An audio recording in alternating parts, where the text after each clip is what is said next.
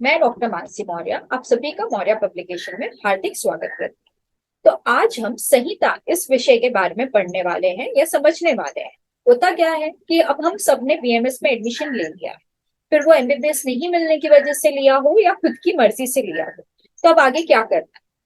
तो आपको आपके बीएमएस के सिद्धांत हैं, उनको अच्छे से पढ़ना है, समझना है और फिर बीएमएस क्लियर करना है। नहीं तो क्या होगा कि जब बीएमएस खत्म होगा तो आप एक बहुत बड़े क्वेश्चन मार्क के साथ पास आउट होगे कि अब आगे क्या करना है, मुझे कौन सी प्रैक्टिस करनी है, प्रैक्टिस करनी भी है या नहीं करनी है। तो ये जो है बहुत बड़ा क्वेश्चन मार्क आ जाता है। तो ये जो क्वेश्चन है आपका कब सॉल्व होगा, जब आपको पता होगा कि आपने इन 4.5 साल में क्या पढ़ा है, कितनी अच्छी तरीके से पढ़ा है और उसको कितनी अच्छी तरीके से समझा है। फिर सेकेंड पॉइंट ये है कि अब तक हमने क्या किया है, बायोलॉजी, केमिस्ट्री, फिजिक्स ऐसे सारे सब्जेक्ट्स पढ़े हैं। हमने संहिता ये जो सब्जेक्ट होता है, ये नाम भी है पहली बार सुनते हैं हम जब हम बीएमएस में आते हैं। फिर उसके बाद बच्चे क्या करते हैं, चरक संहिता ओपन करते हैं फर्स्ट ईयर में, जब से ही पहला श्लोक आता है हम डर जाते हैं कि अरे ये क्या दिया है। फिर डरने के बाद हम जाते हैं हमारे सीनियर्स के पास। सीनियर्स हमें एक फॉर्मेट दे देते हैं कि हाँ देखो ये चैप्टर का ये जो पॉइंट है वो इम्पोर्टेंट है। हम वो रटना शुरू कर देते हैं, वो रटने के बाद हम पास तो हो जाते हैं, बट जो एक्चुअल नॉलेज हमें चाहिए वो हमें नहीं मिल पाती है। तो हमारे पब्लिकेशन का गोल सिर्फ पास होना नहीं है। हम चाहते हैं कि बच्चे जो भी हमसे जुड़ रहे हैं वो उन संहिता को अच्छी तरीके से समझे, उन श्लोक का मतलब समझे, उन श्लोक के अर्थ को जाने, ताकि जब भी आगे चल के आपका पेशेंट इंटरेक्शन हो तो आपको समझ में आना चाहिए कि आपने उस संहिता के उस श्लोक में जो भी चीजें पढ़ी थी उसको किस तरीके से अप्लाई करना है।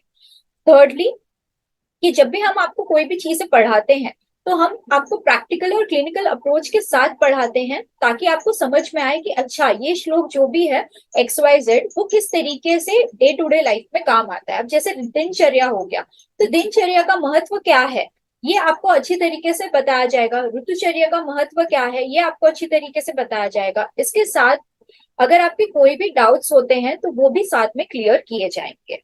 तो इससे क्या होगा कि आपका बेस जो है यहीं पे स्ट्रांग बनना स्टार्ट हो जाएगा। जब आपका बेस फर्स्ट ईयर से ही स्ट्रांग हो जाएगा तो एंड तक तो वो काफी अच्छा हो जाएगा। फिर जो बच्चे डिसाइड कर रहे हैं कि उनको आगे चल के एआईपीजीटी की एग्जाम्स देनी है, उनके लिए संहिता बहुत ज्यादा इंपॉर्टेंट होती है। क्यों? क्योंकि संहिता से ही आपके वो सब्जेक्ट्स निर्मित होते हैं, जैसे क्रिया शारीर हो गई, रचना शारीर हो गई, जो कि आपको एआईपीजीटी के लिए पढ़ना होता है। तो जब आपका बेस यहीं पे से स्ट्रांग रहेगा तो आपकी प्रिपरेशन अच्छी तरीके से होगी। तो ये बेस स्ट्रांग कौन करवाएगा? ये हम आपके को हेल्प करके करेंगे कि हाँ ठीक है, यहाँ पे ये श्लोक इंपॉर्टेंट है, प्रैक्टिकल पॉइंट ऑफ व्यू भी, एआईपीजीटी पॉइंट ऑफ व्यू भी, तब आप उसको अच्छी तरीके से समझोगे, आप उसको अच्छी तरीके से करोगे, जिसकी वजह से फिर आगे भी आपको कोई प्रॉब्लम नहीं होगी। इसके अलावा क्या, थर्ड पॉइंट ये है कि संहिता जिसमें आता है लघुत्रयी और बृहत्त्रयी। बृहत्त्रयी में आते हैं 3 सब्जेक्ट्स जो है चरक संहिता, सुश्रुत संहिता और अष्टांग हृदय। तो चरक संहिता और अष्टांग हृदय जो आप बेस पॉइंट ऑफ व्यू से स्टार्ट कर देते हो फर्स्ट ईयर से ही, जिसमें आपका सूत्र स्थान के चैप्टर्स आते हैं। और जो सुश्रुत संहिता है वो आपके फाइनल ईयर का पार्ट हो जाता है, जो कि सर्जरी के रूप में आता है। तो अगर आपने इसको अच्छे से नहीं किया तो क्या होगा कि आप लाइफ टाइम कभी भी आयुर्वेदिक प्रैक्टिस नहीं कर पाओगे, क्योंकि ये जो तीनों बुक है ये आपकी प्रिंसिपल बुक है, यानी कि ये आयुर्वेद की प्रिंसिपल बुक है, बेस है, ये रूट है आयुर्वेद का। तो इसलिए इसको अच्छी तरीके से पढ़ना और समझना बहुत जरूरी है। तो अगर आप हमसे जुड़ रहे हो तो हम आपको इस सारी ही डिफिकल्टीज से क्रॉस करवा सकते हैं, हम आपको अच्छे तरीके से समझा सकते हैं कि श्लोक का मतलब क्या है, इसको पढ़ना किस तरीके से है और इसका प्रैक्टिकल अप्रोच किस तरीके से होगा। अब ये हो गई संहिता के इंट्रोडक्शन की बारी। अब मैं आपको आपका सिलेबस एक्सप्लेन करूंगी कि किस तरीके से संहिता को फर्स्ट ईयर में क्लियर करने के लिए इंपॉर्टेंट है, इसके अंदर क्या क्या आने वाला है, आपको किस तरीके से रेडी रहना है।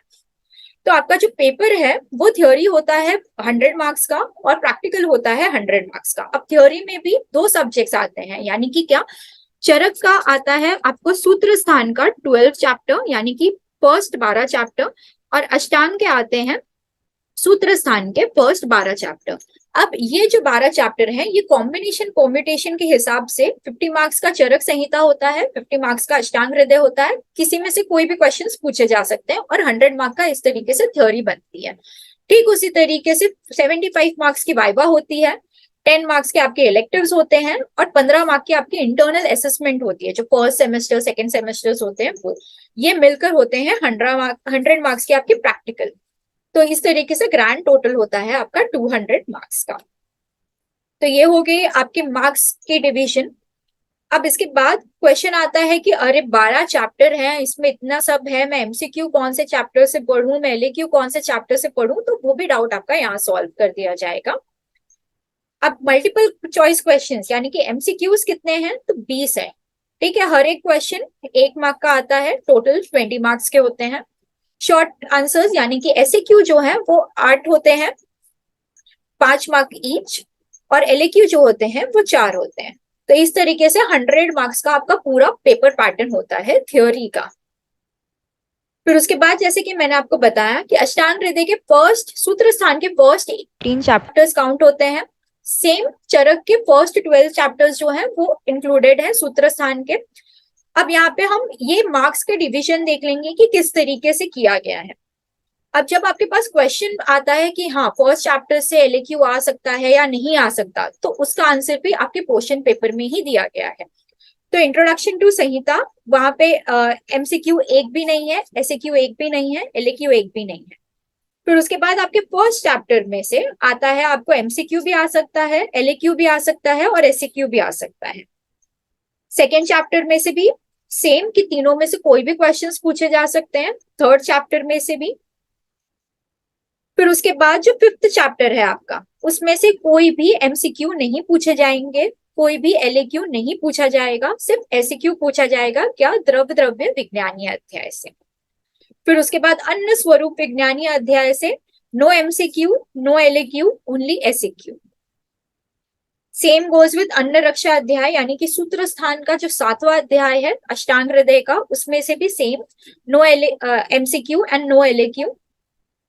फिर उसके बाद जो आपके 11th 12th 13th और 14th चैप्टर है, ये बहुत ही इंपॉर्टेंट चैप्टर है, ना केवल आपके पेपर के हिसाब से बट आगे प्रैक्टिकल अप्रोच के हिसाब से भी, क्योंकि ये बहुत ज्यादा बेस क्लियर करते हैं आपका क्रिया रिलेटेड यानी कि क्रियाशारी रिलेटेड। फिर उसके बाद जो चरक संहिता के बारे में देख लेते हैं कि चरक संहिता में भी सेम वही पैटर्न उन्होंने बताया है कि फर्स्ट चैप्टर में से आपको तीनों भी पूछे जा सकते हैं, एसएक्यू भी, एलएक्यू भी और एमसीक्यू भी। सेकेंड चैप्टर में से आपको एमसीक्यू नहीं पूछा जाता, आपको एलएक्यू नहीं पूछा जाता है।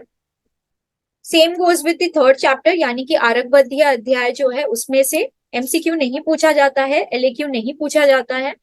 फिर षड विरेचन अध्याय से भी एमसीक्यू और एलएक्यू नहीं पूछा जाता है। इसके बाद के जितने भी चैप्टर्स हैं वो पूरे ही इंपॉर्टेंट है हर एक पॉइंट ऑफ व्यू। फिर यहाँ पे इन्होंने अच्छी तरीके से इसका ब्लूप्रिंट दिया हुआ है क्वेश्चन पेपर का कि मल्टीपल चॉइस क्वेश्चन है तो कौन कौन से इससे स्पेसिफिकली पूछे जा सकते हैं। तो यहाँ पे आपके चैप्टर्स के नाम है, अष्टांग हृदय के हैं ये सारे चैप्टर्स। फिर नीचे इन्होंने चरक के भी चैप्टर्स बताए हैं कि first, fifth, sixth, seventh, 8, 9, 10th, 11th और 12th। तो ये चैप्टर में से एमसीक्यू स्पेसिफिकली पूछे जा सकते हैं। फिर उसके बाद same goes with SAQ, SAQ के लिए भी उन्होंने टॉपिक्स बता रखे हैं कि अष्टांग हृदय के ये चैप्टर में से पूछा जा सकता है, यानी कि फर्स्ट चैप्टर में से, चरक के सूत्र स्थान के 9th चैप्टर में से पूछा जा सकता है। फिर उसके बाद तो ये आप अच्छी तरीके से नोट डाउन कर सकते हो। आप जब भी पढ़ाई करने बैठोगे तो आपके पास ये क्वेश्चन पेपर जो है रहना चाहिए हाथ में, ताकि जब आप पढ़ रहे हो तो आपको गधा मजदूरी नहीं करनी है, आपको स्मार्ट वर्क करना है। फिर इसके अलावा जब हम आपको पढ़ा रहे होंगे तब तो हमें आपको बताएंगे ही कि हाँ ये जो स्पेसिफिक श्लोक है इसको आपको अच्छी तरीके से पढ़ना है। क्यों? क्योंकि ये आपको एसएक्यू पॉइंट ऑफ व्यू आ सकता है, एलएक्यू पॉइंट ऑफ व्यू आ सकता है। फिर यहाँ पे एलएक्यू के भी स्पेसिफिक टॉपिक्स बताए गए हैं कि ये टॉपिक्स यहाँ पे पूछे जा सकते हैं। अब पेपर आता किस तरीके से, ये तो हो गई चरक और अष्टांग की बात अलग अलग से, लेकिन पेपर कॉम्बिनेशन में आता है। कई बार क्वेश्चन इस तरीके से भी आते हैं कि आपको चरक संहिता के दिनचर्या के बारे में बताना है, साथ में ही आपको अष्टांग हृदय के दिनचर्या के बारे में भी बताना है। तो वहां पे आपको दोनों ही दिनचर्या का वर्णन करना है। अब इतना टाइम तो नहीं होता हमारे पास कि हम पूरा वो चैप्टर लिख सके, तो वहां पे आपको स्पेसिफिकली मेंशन करना है कि चरक में दिनचर्या में यहाँ से ये पॉइंट स्टार्ट किया गया है और अष्टांग हृदय में दिनचर्या के ये पॉइंट स्टार्ट किए गए हैं। फिर उसके बाद आप इन डिटेल थोड़ा थोड़ा सबके बारे में बता सकते हो। बट ये आप कब बता पाओगे, जब आपको चरक संहिता भी पता होगी कि दिनचर्या के इतने पॉइंट्स बताए गए हैं और अष्टांग हृदय के भी दिनचर्या के इतने पॉइंट्स आपको पता होंगे। अब ये सारी बातें आपको कहाँ पता चलेंगी, जब आप पब्लिकेशन को ज्वाइन करोगे। हम आपको ये सारी चीजें बताएंगे, ट्रिक्स बताएंगे कि किस तरीके से चीजों को याद किया जाए। अगर वाद के 5 टाइप बताए गए हैं तो वो वाद के 5 टाइप किस तरीके से आपको याद रहेंगे, लाइन से कफ के किस तरीके से याद रहेंगे। फिर अगर श्लोक में कोई वर्ड दिया गया है जिसका मतलब आपको नहीं समझ रहा है, तो आप हमें पर्सनली भी पूछ सकते हो कि हाँ इसका मतलब क्या है, हम आपको वो एक्सप्लेन कर देंगे। तो इस तरीके से आपका जो है वो पैटर्न डिसाइड होता है, ये आपका क्वेश्चन पेपर इस तरीके से डिफाइन होता है। तो यहाँ पे रही बात संहिता की कि सूत्र स्थान किस तरीके से किए जाएंगे, दोनों भी, अष्टांग के भी और चरक के भी।